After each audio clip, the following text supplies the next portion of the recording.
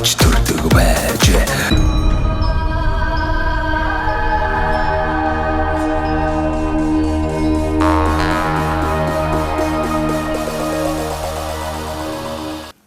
Тэгээд одоо эрүүл мэндийн туслан зөвшөөрөлийг үзүүлэхийн зэрэгцээ нийгмийн эрүүл мэндийн туслан зөвшөөрөл гэдгийг дагалдуулж явахгүй болчиход байгаа. Одоо энэ хүнд чинь эрүүл мэндийн боловсрол байхгүй. Тэгээд энэ сошиал дээр ч юм бол тэрийг тэрнтэй хойлоод авах юм бол сайн гэдэг зөв буруу янз бүрийн эмчилгээнүүд гарч ирдэ шүү дээ. Тэрнээс нь өмнө мэрэгжлийн одоо шинжилгээ ухаанд хандсан юуг нь бол зайлшгүй ярих таниулах шаардлагатай байна. Одоо бид тэр чи баг эрүүл мэндийн нийгмийн эрүүл мэндийн туслан зөвшөөрлийг үзүүлдэг юм нэг юу болчиход байна шүү дээ. Тийм. Боловсролд бол бид нар бол бас хөрөнгө оруулалт хийдэг тий. Тэгэхдээ боловсролын төвшинг бид нар бол заавал нийслэлийн боловсролтой, аймгийн боловсролтой зэрэгцүүлж харж авахгүй болохгүй болчиход байгаа. Тий. Өдөөгийн боловсрол бол яг стандарт боловсролын яамнасаа өгсөн хөтөлбөр стандартын дагуу явж байна л да. Яг стандарт гэдэг зүйл чинь өөрөө байж болох хамгийн энгийн зүйл шүү дээ, тийм үстэй тий. Автомашин дээр ч гэсэн стандарт гэхлээр механик коробтой юутай байдаг үстэй тий. Тэгэхээр тэр стандартыг агсан төвшөнд авчиж бид нар нийслэлийн боловсролтой хүүхдүүдийн боловсролыг авч байгаа юм байна гэж. Ингэж үжиж сургуулийн өмнөх боловсрол дээр анхаарал хандуул, сургуулийн ерөнхий эрдмийн боловсрол дээр анхаарал хандуулж явдیں۔ Тэгээд тэр жишгээр бид нар хүүхдийн ордон гэдэг зүйлийг байгуулсан тий. За тэгээд энэ хүүхдийн ордон дээр бол ер нь академик төрлийн боловсрол руу анхаарал хандуулах юмсан нэгдүгээрт, хоёрдугаарт олон улсын одоо яшин шалгалтын оног хүлээн зөвшөөрдөг болчихлоо шүү дээ. Монгол улсын боловсролын систем тий. ACT, SAT зэрэг шалгалтуудыг бол энд бэлтгэдэг болёо. 11-р ангид багт нь 12-р ангийн дунд үед нь хүүхдүүдээ олон улсын оноотой болгочихё. Тэгээд дүүцүүлээ заавал нэг элсэлтийн ерөнхий шалгалт гэл аймаг дээр очиж нэг хаврын шалгалт өгдөг. Тэрэндээ унчвал дахиад бэлтгэл хангадаг, эсвэл унахгүй бол одоо нэг сургууль авдаг зарчим руу өөр болъё тий. Энэ олон улсын шалгалтанд оноо байгаа авчгаад дүүцүүлчихэд дараагаар нь тэр аплай хийгээд олон улсын одоо ихтэй сургуульд бол Америкийн дээр сайхан сургуульд сурах боломжийг хангаад өгөх юм бол хүүхдүүд ирээдүг арай нэг дахин наашлуулад нэг дахин нэгэд өгч байгаа юм л гэж ингэж ойлгоод байгаа. Тэр ч утгаараа хэлний оноотой болгох гол, компьютерийн анх шатны мэдлэгтэй болгох гол, программын анхны шатны мэргэжилтэй болгох гол хүүхд төгслийн төв гэдгийг нээсэн. Тийм ингээд бид нар бол боловсролтой анхаарал хандуулаад явж байгаа. Гэхдээ боловсрол гэхэр хөдөөд нэг зүйлийг ойлгоод байна тийм. Боловсрол бол зөвхөн одоо цэцэрлэг сургууль юм а гэдэг ойлголт байгаа. Боловсрол бол надтай ч хэрэгтэй, энэ үнд ч хэрэгтэй, танд ч хэрэгтэй боловсрол хэрэгтэй байна өнөөдөр. Тий? Тэгэхээр энэ насан туршийн боловсрол гэдэг юм руу нэлээд анхаарал хандуулах шаардлагатай болчихж байгаа. Тэгээд энэ ч утгаараа бид нар бол бас олон ажлаар хэмжээ ялангуяа нийгмийн харилцаанд оролцуулах, төрийн мэдээлэлтэй холбоотой нийгмийн харилцаанд оролцуулах ажлыг багийн хурлуудаар дамжуулж нэлээд хийдэг. Гэхдээ багийн хуралдаа суух нь жоохон тийм байгаад идэв. За одоо багийн хурлыг шинжлэх, багийн хурал дээр одоо нөгөө мэдгэдэгхүүнтэй болохын тулд бид нар сүүлийн үед бол ингээд улирал тутам хийсэн ажлуудаа хэвлээд 10 өрхийн дунд ингээд сургалтын материал болгоо явуулчихвал үр дүнтэй байна гэж үзэх гээд байгаа.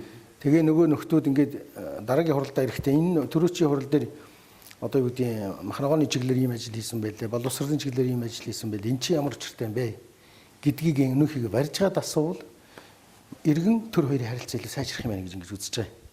Тэгээ бид нар бол энэ жилээс туршиж эхэлж байна. Хуучин бол ингээд бүх мэрэгчлэнүүд засаг дарга иргэдийн хурлын дарга ингээд бүгд мэдээлэл ингээд 1 цаг 2 цаг ингээд малчтыг суулгаж аваад танкимаар олгочихлоор уйдж байна, үргэлж байна, ойлгомжгүй болж байна, төрөж байгаа мэдээллүүд мартагдж байна.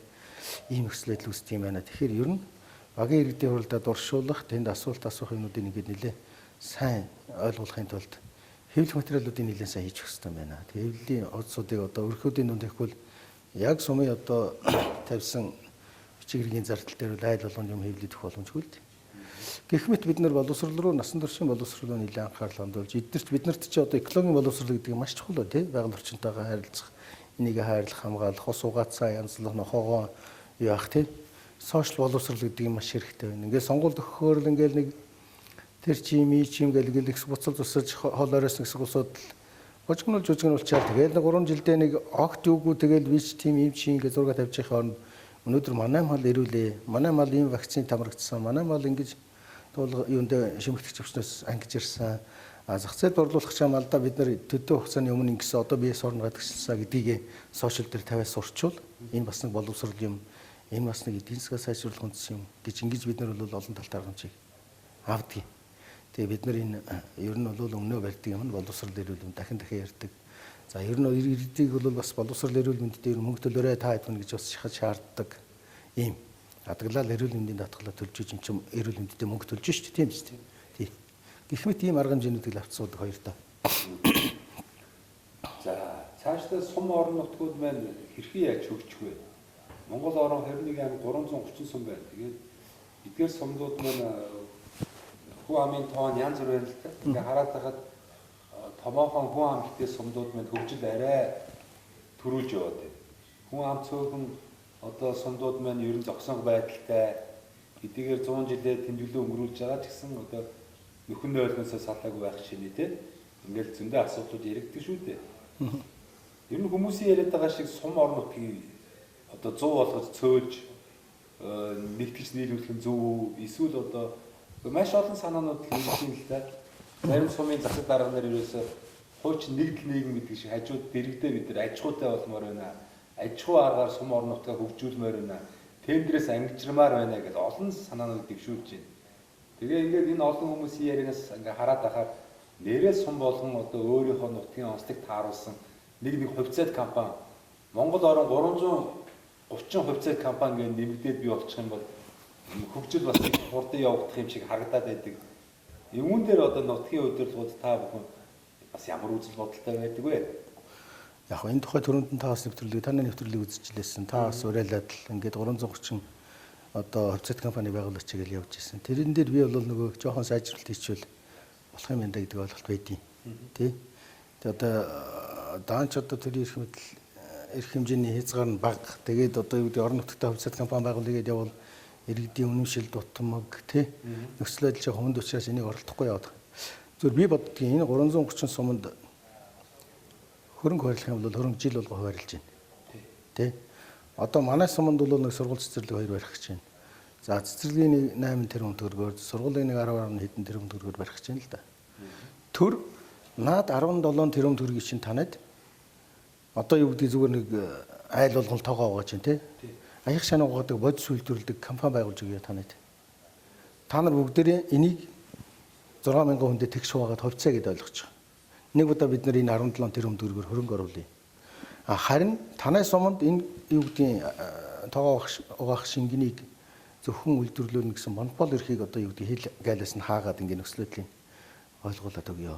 Тэгээ танах энэ 330 суманд нийслэлд зөвхөн аяг тав угаах шингэнийг нийлүүлээч. Тэр нь одоо дэлхийн жишгт нийцсэн ийм эрүүл ахуйн шаардлага стандартыг хангасан байх хэрэгтэй гэдэг лабораторийг байгуулж өгöd ингэх юм бол бид нар тэгээд цаашдаа ингээд таны сум улсаас татаас өгөхгүй бие дагаад амьдраарай гэдэг бол тэгээд сургууль цэцэрлэгийн хэрэгцээгээр хангаарай гэвэлгүй юм хүн болгон хичээнэ. Хүн болгоо хөдөлмөрлөнө, хүн болгоо ажлын байртай болно. Тэгэхээр 1072-оос араа илүү амьтаа хувьцаа болчих واخ. Тэ? Энэ 6000 хүнд 17 тэрбум төгрөгийг хуваахаар хэд болох юм те. Тэгээ тэрүүг ноогдсон ажлын байраа эхлээл тэгэл цаашдаа өв залгамжилсан нөгөө чөлөөчлууч гэдэг шиг те Английн юуныхан шиг ийм өв залгамжилсан бизнестэй болчих юм бол зөвхөн тэрлүүг анхаарал хандуулаа явдаг, тэрийгээ сайжруулдаг, чанаржуулдаг, тэрийгээ сурталчилдаг, тэрийгээ юу гэдгийг дорнотын цагаан уул суманд дорнотын юу гэдгийг энэ улсын хязгаарт хүргэж өгдөг ийм хөргөлтийн системтэй менежменттэй төр болчих юм бол нэг Монгол улс тэгээд энэ хажуу зэрэгэлдээ суманд юу гэдгийг те нэг мотоциклын дангийн үйлдвэрлэлт энд нь юуг нь хүний хэрэгцээ юу байгаа юм бортрийнх нь юмны үйлдвэрлэлт ингээд нэг өөрийнхөө үйлдвэрүүдийг босгоод өөрийнхөө гараар энэ улсынхаа төсвөөс нэг удаа хөрөнгө оруулалт хийгээд та нарыг сургууль цэцэрлэгийн 2 жил төвччихээ яаж игээд гэрэн бариачулсан хүүхдүүдтэй хичээл заагаатхаа тий тэгээд та нарт үйлдвэр байгуулад өгье гэвэл бол болохоор юм шиг санагдаад байна. Тэгээд энэ этергээ бас заримдаа томцсон асуудал ч гэж магадгүй миний мэдгч асуудал биш байж магадгүй. Гэхдээ ер нь яг хуу төрсөн өөрөө нэг анхаарад энэ биеийн даалгаж өгөхгүй бол болохгүй байна. Үнэхээр тий биеийн даалгах тухай асуудал төр олон асуудал байна. Одоо ингээд нийгмийн халамжийн ажил үйлчилгээ байж байна. Нийгмийн халамжийн ажил үйлчилгээнд дэр бол боддгийн бас тэр ч хоорондоо ярьдгийн.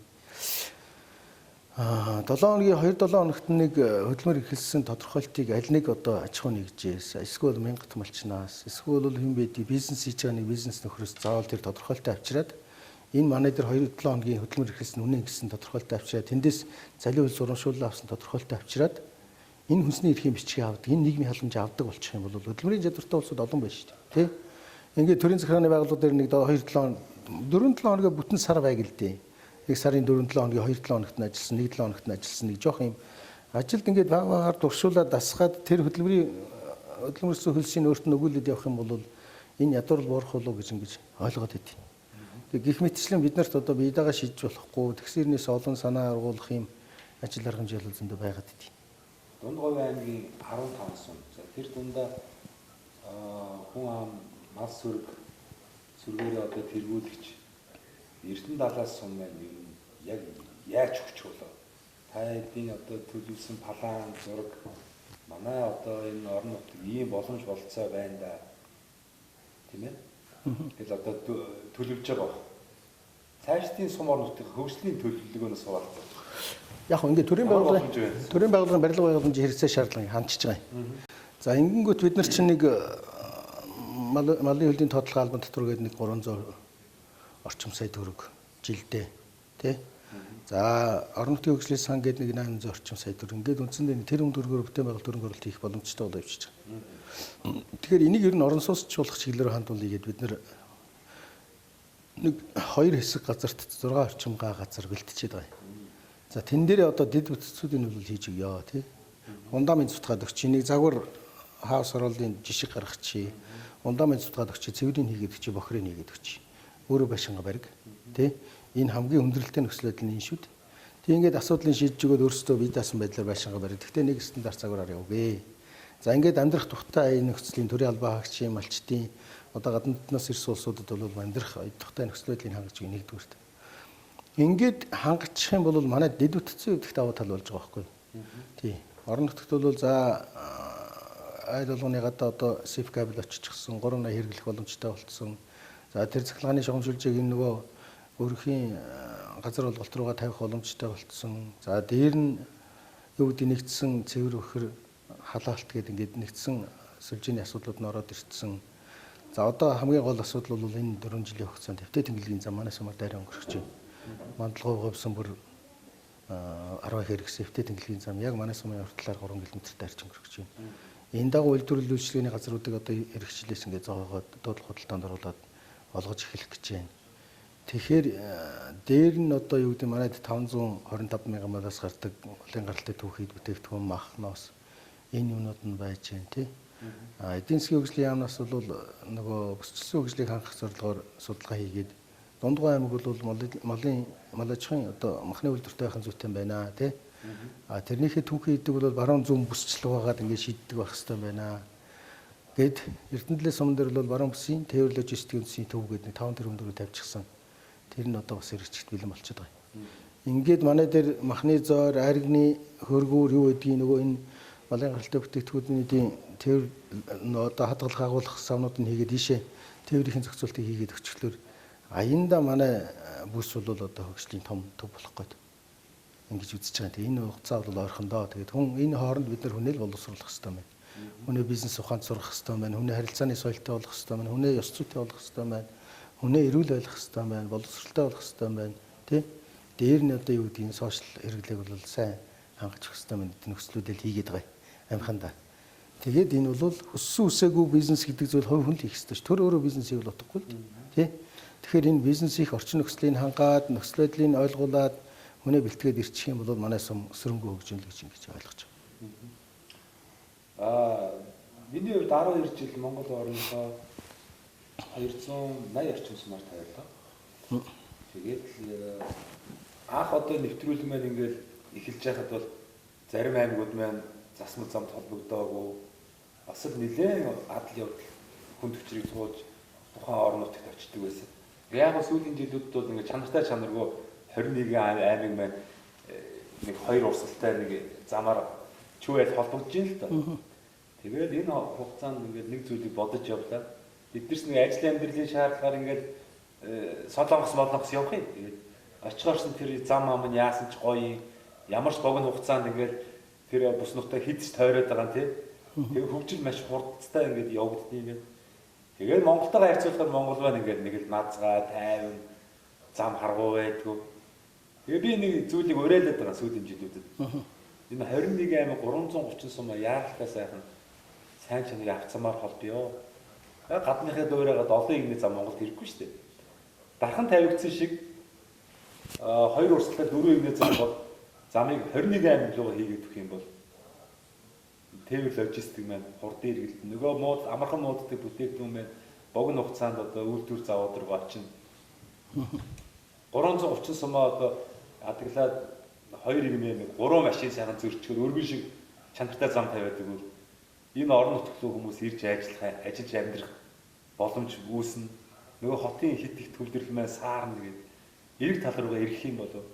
Тэгээ зам тавихаар асар хөрөнгө орно л доо. Тэгээ энийг одоо төр засгийн дангаараа шийднэ гэдэг юу л бол.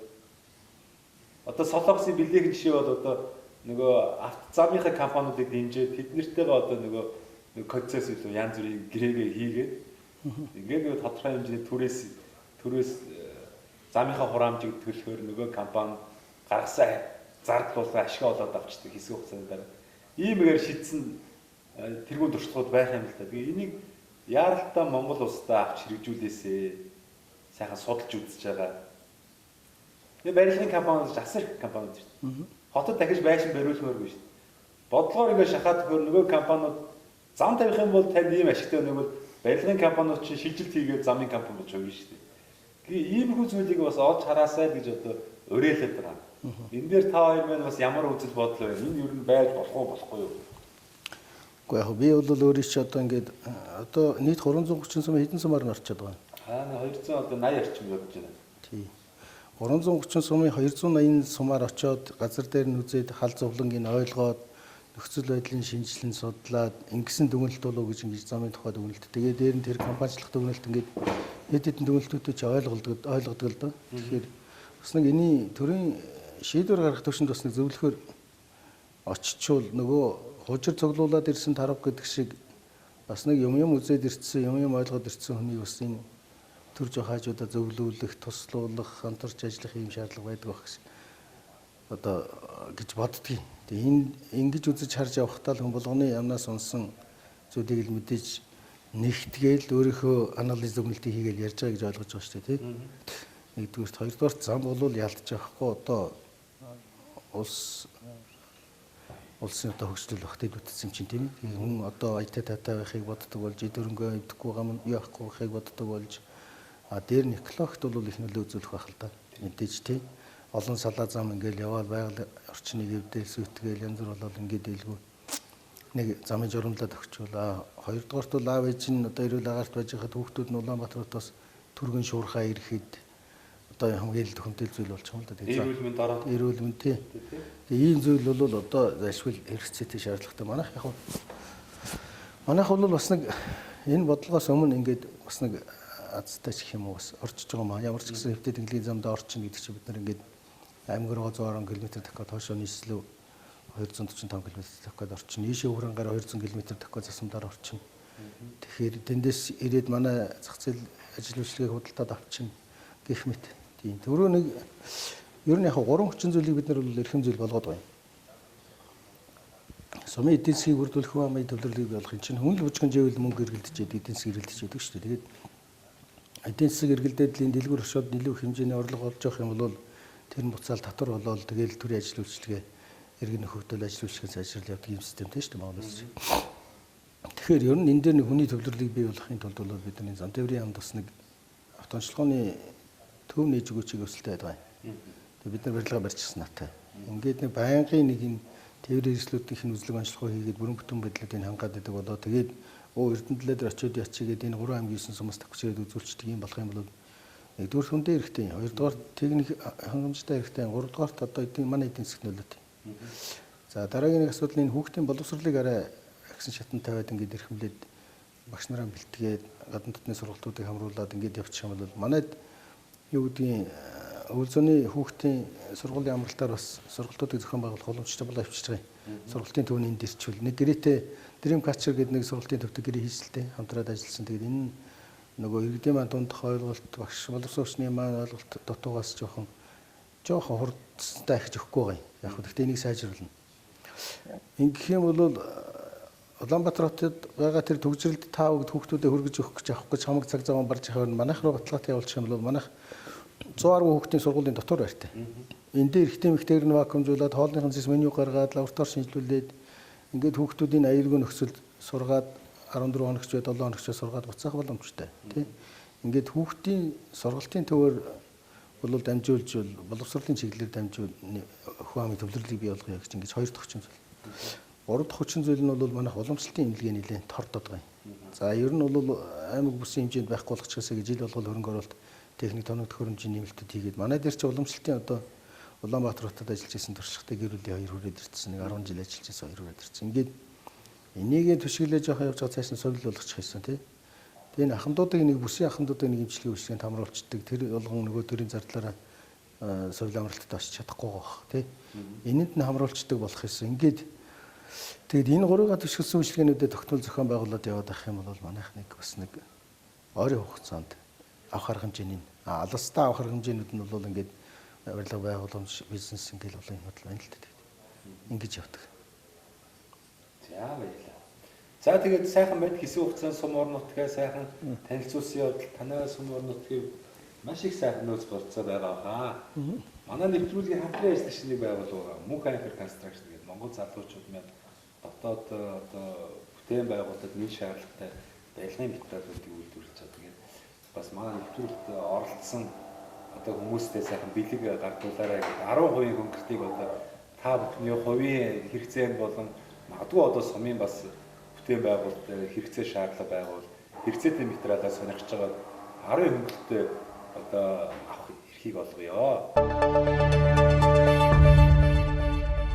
Мөнх Ампер Construction. За ингээд энэ завшааныг ашиглаад гэдэг шиг та хоёр маань энэ сумынхаа үе үеийн ард иргэд зам олондоо ах トゥ төрөл төрөсөнтэй нийт монголчуудтай бас энэ нэвтрүүлэг гарах өдрийн чин сэтгэлийн сайхан мэдлэгийг дэвшүүлээч.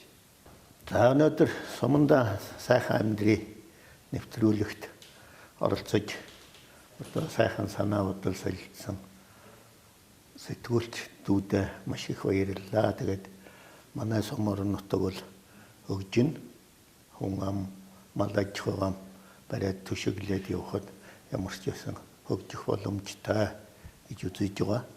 Тийм учраас Монголын ард түмэндээ болон нийт нутгийн ард иргэдтэй эрүүлэнг хамгийн сайн сайхан бүхнийг хүсье. Тэгээд өнтэй сайхан өвлдөж тавтай сайхан намарчхын эрүүлийг дэвшүүлье. За Мөнх Ампер компанид бас баярлалаа. 10% эрх хөдлөлт гэдэг чинь бол бас том боломжийг олгож байна. За ер нь бол бас нэг үг дайгаараа манай орон нутгаас үйлдвэрлэлээр эрхлэх боломж байгаа шүү. Тэ хүрээдэр бас орон нутгийн аж ахуйн нэгж болгоод дэмжиж явах боломжтой шүү гэдгийг нэгдүгээр дамжуулаарай. Хоёрдугаарт бид нар бол бас нөгөө франчайз эрх олгуул бас аваад эндээ үйлдвэрлэлч эрхлээд явах боломжтой шүү гэдгийг хэлээрэй. За гуравдугаарт одоо тун одоо шаардлагатай бол бас 10% хөнгөлөлтөд тогтмол өгнө гэвэл эндээс нэг бизнесийг Мөнх Ампер компани 10% хөнгөлөлтөд одоо нэг худалдаа эрхлэгч болгож бас болно шүү гэдэг асуудлуудыг бас хэлээрэй. Тэгээд энэ бол сайхан бас нэг бие биенээ дэмжиж байгаа нэг сайхан асуудал байна. За Ампер компаниг бол бас судалж үзсэн олон төрлийн барилгын материал үйлдвэрлэлт юм байлээ. Тэгээд энэ сошиал хаягаар нь ороод үзсэн байгаа. Нэгдүгээрт, хоёрдугаарт Дундгой аймгийн Эрдэнэтлээс сум ер нь нөгөө регистр олгож эхэлснээр ЗП гэдэг регистрийг олгож эхэлсэн байхгүй манай суманд. Тийм. Тэгээд өнөөдрийн байдлаар ч гэсэн ЗП регистртэй хүмүүс явдаг. Тэгэхээр өнөөдрийн байдлаар нэг 22 мянган ЗП регистртэй хүн байгаа юм. За тэр болгон бол Дундгой аймгийн Эрдэнэтлээс сумын одоо уугуул иргэд юм гэж. За тэгэл хүргэн бэр ах トゥ найз нөхөд гэл ингээ бүгдээ татаад орол өөр хүүхдүүд гэл ингээ бүгдийн татаад оролцуулах юм бол Дундгой Эрдэнэтлэсчүүд бол олол юм байна гэдэг тоо харагдах гэдэг. Тэгээ бид нар нэг л зүйлийг хэлдэг л дээ. Дундгой аймгийн Эрдэнэтлээс сумын нэр хүндийг өндөрт өргөж байгаа эрхмүүдийг бүгдийг одоо баярлж явдаг шүү, тий. Цаашдаа ч гэсэн одоо энэ чиглэл хөдөлмөрлөж байгаа Эрдэнэтлийн нутгаар оруулж байгаа улсуудыг орон нутгад ирж ажиллахад бэлэн шүү, урьжээ шүү. Гэт тэгээ бүгдээрэнд нь эрүүлэнг сайн сайхан мөхнийг хүсье.